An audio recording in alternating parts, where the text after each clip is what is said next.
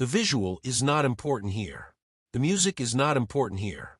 The voice is not important here. What matters are the words. If you cannot listen to the words, you do not belong here. If you understand this, welcome to the Fate Club. There's a state in which urgency arrives before thought, in which the body reacts faster than awareness, and every signal from the outside claims an immediate response, and this state still presents itself as life, as relevance, as participation in the movement of the world, even while it quietly erodes the ability to remain present without inner tension.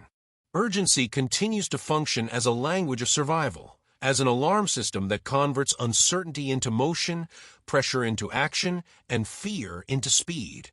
And although this mechanism once serves a clear purpose, its signals now begin to drift away from a reality in which speed no longer produces understanding or stability. In this configuration, silence still appears dangerous, pauses still feel irresponsible, and slowing down still carries the weight of threat, because the old system requires continuous reaction to confirm its own value, and any interruption of urgency looks like loss of meaning or falling out of a rhythm that is never clearly defined. Signals keep arriving constantly: notifications, deadlines, expectations, comparisons, unfinished tasks, and images of the future pressing into the present moment, and the nervous system learns to process them all as equally urgent, without distinction between what truly matters and what merely demands attention. Gradually, the capacity to differentiate weakens because urgency replaces discernment, and movement continues even where meaning is already quietly dissolving. Identity remains tied to availability, speed, and reaction, and the sense of self-worth rests on the ability to respond immediately to pressure, even as internal coherence steadily thins under this tempo. At the same time, something subtle is unfolding beneath the surface, not as a dramatic rupture and not as a conscious decision, but as a quiet malfunction within the old signaling system, where urgency slowly loses its automatic authority. Fatigue appears without a clear cause, a heaviness that cannot be resolved through rest alone, because it does not originate in the body, but in a constant state of readiness towards signals that no longer carry real consequence. The body begins to hesitate before reacting. A brief distance forms between stimulus and response, and this distance feels unfamiliar, even unsettling, because it disrupts a rhythm that is long treated as normal. Urgency still appears, but it arrives weakened, without persuasive force, like a warning light that no longer compels immediate movement, and the system registers this change before it can explain it. A gap opens between external demands and internal readiness, and within this gap something else activates, a quiet evaluative process that was previously drowned out by noise. This process does not rush, does not escalate, and does not convert pressure into panic, but simply observes the signal and waits, as if checking whether the old language still corresponds to current conditions. Within this waiting, the nervous system slowly recalibrates and begins to recognize that not every stimulus requires a reaction, and not every silence represents danger. The disappearance of urgency signals does not initially feel like relief, but like confusion, because urgency has been organizing time, driving motivation, and providing direction, even when that direction is borrowed rather than chosen. As this mechanism weakens, familiar reference points dissolve, and actions that were once automatic now require a different form of justification, one that can no longer be sourced from pressure alone. A strange neutrality forms around performance, where success fails to produce the expected internal effect and failure no longer triggers the same intensity of fear. The system begins to realize that urgency is not the same as importance, and that speed often functions as avoidance of deeper uncertainty rather than a solution to it. As urgency fades, the relationship to time changes, no longer governed solely by deadlines, but by attention, presence, and the capacity to remain within an experience without needing to escape it.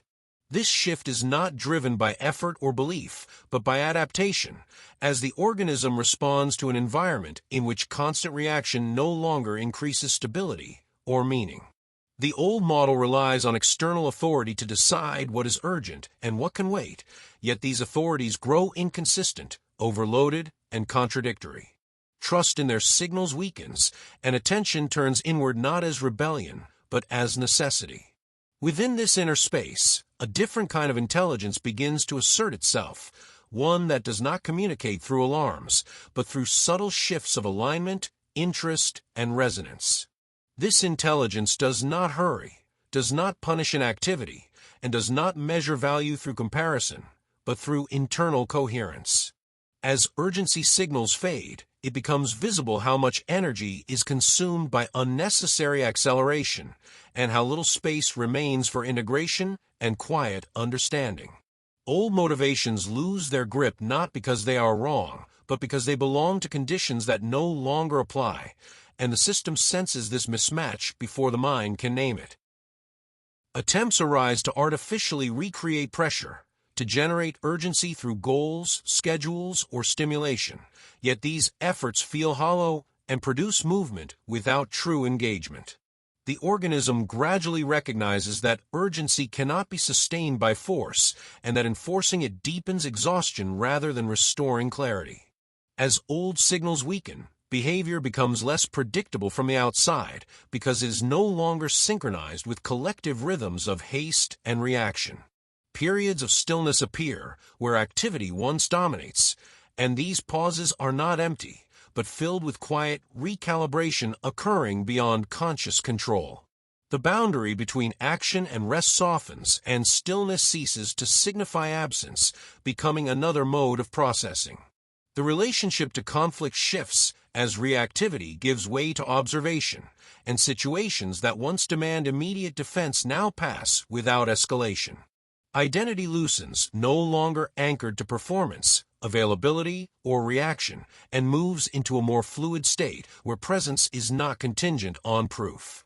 This state feels disorienting because familiar metrics of progress and success dissolve, yet it opens space for a more precise sensing of alignment between action and moment.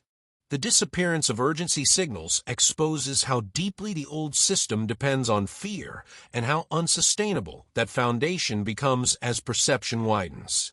Motivation reorganizes, becoming quieter, less coercive, and more connected to natural continuity than to pressure. Old impulses return at times, attempting to reclaim authority, but their influence is brief because the system recognizes them as outdated. Gradually, trust grows in the ability to respond without haste, to act without pressure, and to remain still without justification. The disappearance of urgency signals does not mark the end of movement, but the end of compulsive movement, creating space for action that emerges from clarity rather than reaction.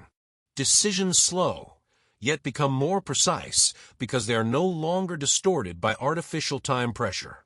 The system aligns with an internal tempo, reducing friction, resistance, and chronic tension. Attention returns to the body, not as a tool, but as a sensitive indicator of shifts in energy and readiness. Sleep, focus, and productivity fluctuate, reflecting a transition between regulatory systems where old measurements no longer apply. Without constant urgency, moments expand, allowing subtle details to surface that were previously compressed by speed. The world does not slow down, but the way it is processed changes, moving from reaction to participation, from defense to observation. This state is not passive, but responsively present, available without submission, and engaged without compulsion. As the new configuration stabilizes, the absence of urgency stops feeling like a problem and becomes a quiet background condition of existence. The old system dissolves without announcement, without a clear moment of transition, leaving only occasional echoes. What remains is the capacity to stay with what is, to respond when response is needed, and to rest when it is not. If you understand this, welcome to the club.